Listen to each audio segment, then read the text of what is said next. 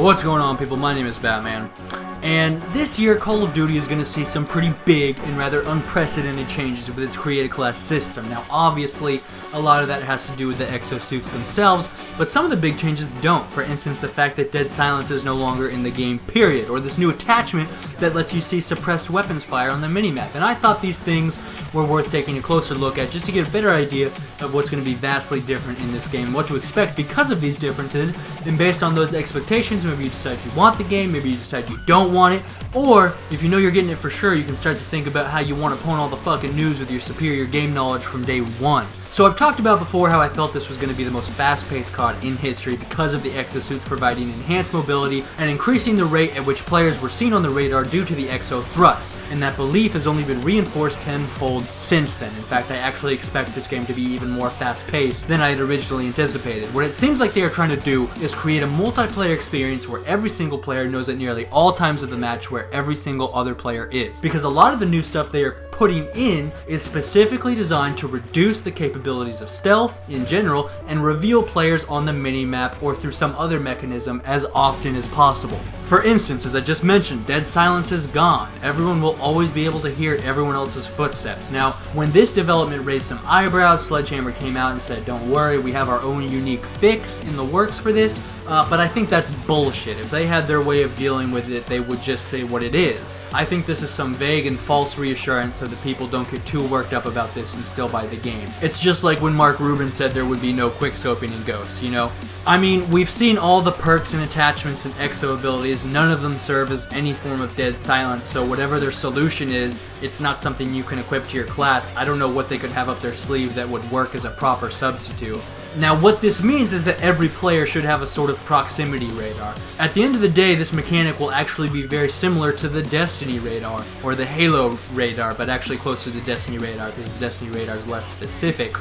Except instead of using your eyes, you're using your ears, right? It means that anytime two opposing combatants come within a certain range of one another, they are guaranteed to end up in an engagement, but probably both will begin seeking the other's footsteps. Now, they said they were taking Dead Silence out because they didn't like having it because it was one of those perks that you had to always run, and that's true, but I'm not sure that's their motivations behind it, because they still included Toughness. And Toughness has the same exact problem. It's one of those perks you basically always have to run or you're going to get fucked over in gunfights. Maybe if you're using a shotgun, you don't run Toughness. If that was their motivation for removing Dead Silence, wouldn't they have removed Toughness too? I think they have ulterior motives for removing Dead Silence, frankly.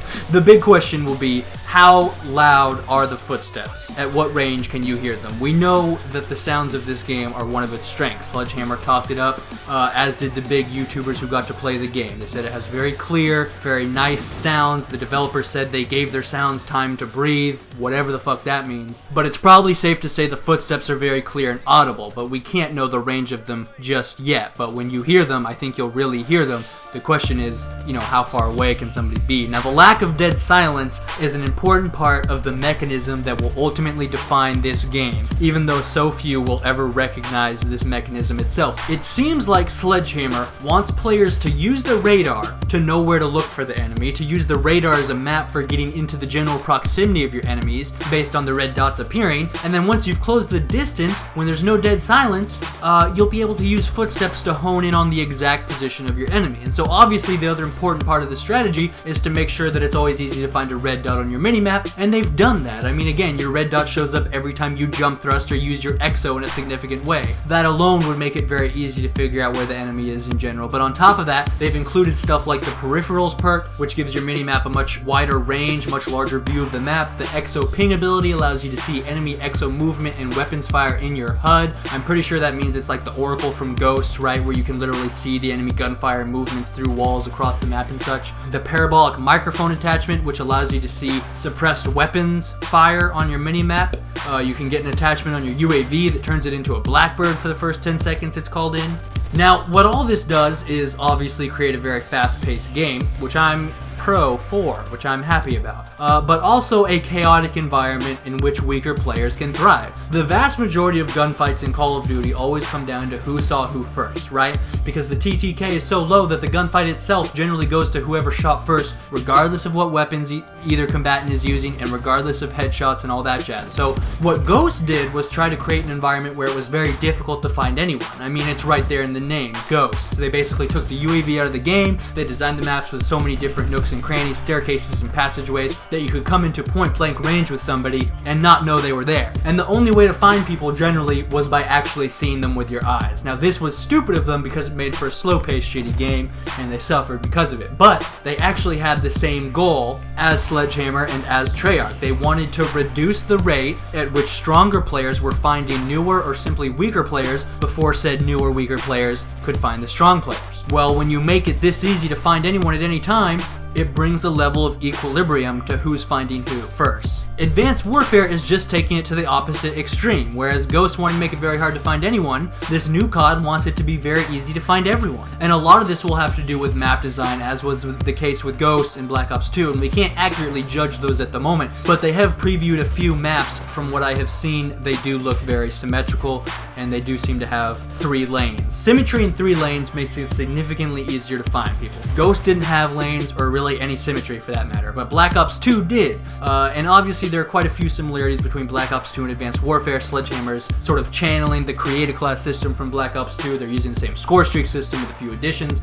The game looks graphically very similar, artistically it looks very similar, and those are 2 separate things. And of course they mention Black Ops 2 quite frequently in their public comments and at their multiplayer reveal and whenever they're on stage. So I think they are also adopting the method of combat equilibrium that Black Ops 2 used, because Black Ops 2 made it very easy for everyone to find everyone else. They did this largely through map design, very symmetrical maps, right?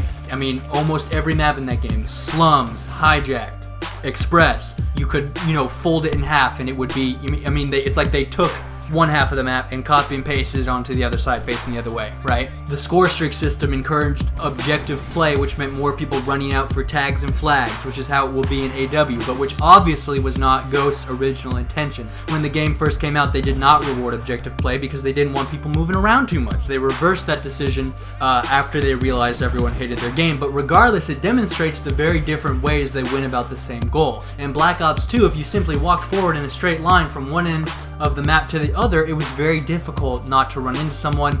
The exact opposite was true with Ghosts. And I think when Sledgehammer was deciding how to flesh out their game, and I'm sure a lot of this took place before Ghost was made, before Black Ops 2 was made, but along the way there's time to sort of design your game based on what's working and what's not, tweaking things like the TTK, like map design. And what it comes down to is that yes, there were people who hated Black Ops 2, but everyone hated Call of Duty Ghosts, and that's apparent in the abysmally low pre-orders for AW, which are less than 1/4 of what they were for Ghosts following the success of BO2, because you can judge a COD by how many people want to one-up on it the following year. So if Advanced Warfare is adopting the Black Ops rush-heavy, super fast-paced mentality and moving as far away from Ghosts as a COD can be from another COD, and if it's safe to assume that Black Ops 3 or whichever game Treyarch busts out next will have a similar methodology to that of their previous 2 games, then what I think this really signifies is the end of the era of defensive playstyles in Call of Duty. This era was ushered in with MW2. Before MW2, there was not a lot to be gained from playing very defensively or camping in Call of Duty. But, in MW2, camping worked a lot better in that game than rushing, and the same is true for MW3 and Ghost. But the opposite is true for Black Ops 1 and Black Ops 2. And MW2 was a fan favorite, but I think that was really just because for so many people that was their first COD. There will be some inherent nostalgia there, just like a lot of other people have inherent nostalgia for COD 4 for the same reason. But they tried to imitate the success of MW2 with MW3. They took a hit for it in sales the next year with Black Ops 2. Now with Ghost, they tried really hard, too hard in fact, to channel MW2 in every way. I mean, they named the game after one of people's favorite characters from Modern Warfare.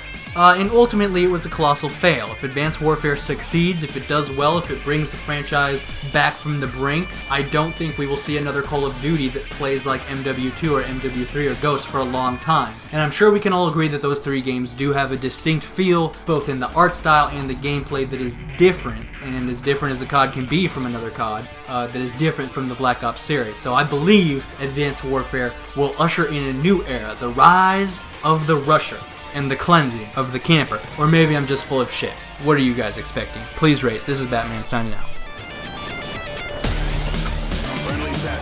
I am the Ripper, Slasher, tearing the night. I am Batman.